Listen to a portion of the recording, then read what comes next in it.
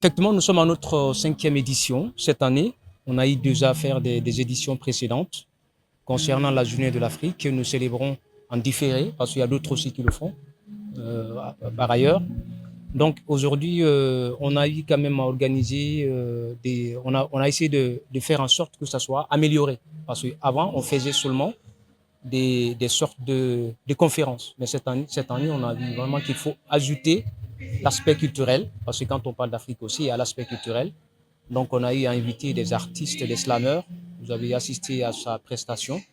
Donc, il y a des artistes aussi qui vont prester au fur et à mesure. Donc, en tout cas, ce qui nous réunit là, c'est pour célébrer cette journée de l'Afrique aujourd'hui. Bon, le choix du thème, parce qu'on a pensé que ce qui manque beaucoup, c'est la désorientation, l'éducation. Tous les thèmes, si vous remarquez, tous les conférenciers ont parlé d'éducation. On a parlé d'immigration, mais l'éducation. On a parlé de coup d'État, de terrorisme, mais on a parlé d'éducation encore. On a parlé de tout ce qui est, en tout cas, tout ce qui concerne la démocratie, mais tout ça, on parle d'éducation. Donc, le thème porte essentiellement, ça tourne autour de l'éducation. On sait qu'avec l'éducation, on peut arriver quand même à changer. Ce qu'on a pensé, c'est que aujourd'hui, si on rappelle nos dévanciers comme les Thomas Sankara, les Sékou Touré, si les Nkwame Nkrumah, si on les réveille, on demande comment il faut faire le combat, ils vont dire non, pas de pancarte, on ne crie pas. Ce qu'on va faire, c'est de travailler dans la tête. Et on ne peut pas travailler quand même le combat des idées, c'est avec l'éducation. C'est pourquoi on s'est beaucoup plus apaisanté sur l'éducation aujourd'hui que d'aller vers d'autres choses. Très bien, donc c'est vrai. Voilà, cette question elle est très importante. Les nouvelles orientations de l'éducation souhaiteraient à ce qu'on revoie même les programmes d'enseignement. Dans ces programmes d'enseignement, nous sommes en train de voir maintenant, à l'heure où je vous parle, on est en train de travailler sur des projets permettant d'inclure, pas seulement au Sénégal, ici c'est un acquis, même aujourd'hui il y a certaines langues telles que le Polar, le Wolof, le Diola, qui sont quand même petit à petit qu'on est en train d'insérer dans l'enseignement. Mais l'enseignement commence d'abord par nos langues.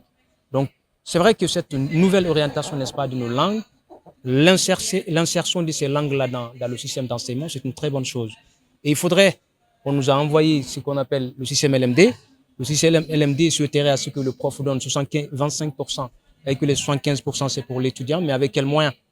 Est-ce que les moyens sont réunis pour y arriver? Donc, c'est comme la démocratie, on nous a fait envoyer ça sans connaître la culture. Donc, ça va commencer d'abord par l'insertion de nos langues dans le système d'enseignement. Les programmes d'enseignement, il faut parcourir toutes nos études, nos écoles, toutes nos universités. Vous allez voir que les programmes d'enseignement sont vieillissants. Il n'y a pas d'amélioration à chaque fois. On ne fait que chanter, danser, parler des choses chez les autres.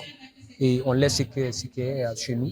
C'est pourquoi on s'est beaucoup plus focalisé sur ce que nous avons ici que d'aller prendre ailleurs. Donc, les nouvelles orientations seraient dans l'insertion de nos langues dans le système d'éducation, voir est-ce que tout ce qu'on veut adopter est adapté à nos réalités, faire en sorte que l'éducation colle à nos réalités sur le terrain. Parce que beaucoup d'écoles forment plus de 200 000 sortes d'universités, mais ils ne trouvent pas du travail. C'est qu'il y a un problème quelque part. C'est que le programme n'est pas fait, de sorte que dès que tu termines les études, tu trouves du travail.